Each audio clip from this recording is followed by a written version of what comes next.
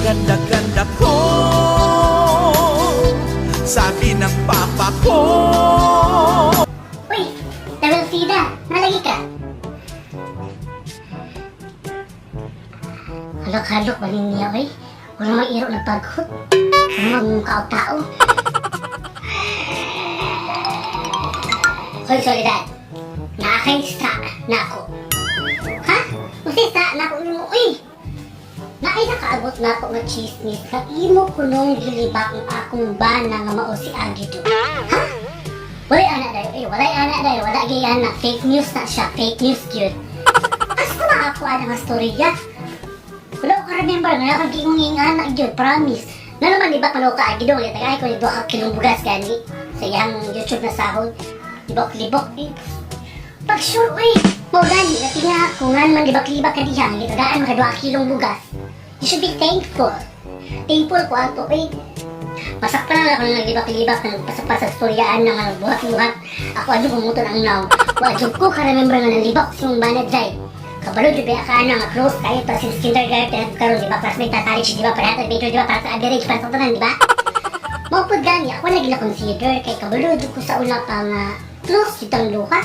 Tapos, halos mo ba kinai, di ba? Tapos makadungog kong may anak nga pulong. Sa pa? Saan dyan? Pwede dyan na. Basta uy ay tuwan, uy, asa makamuto o sa kuha, nga dugay lang nila mga friend o sa mga pasa-pasa na storya. Pag sure lang nila. Wait lang, tama.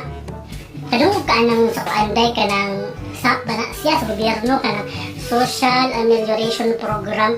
Di ba naman yung panghatag na 6,000 daw sa tuad rin sa Davao? Kaya nang apil day. Clean ka ba kay pasi uri makadawatag sa pait ba ya kay COVID kayo. Tayo lang na to. Ay nang libak-libak. Eh, binata man ako childish. Very childish. Sa Social Amelioration Program sa DSWD.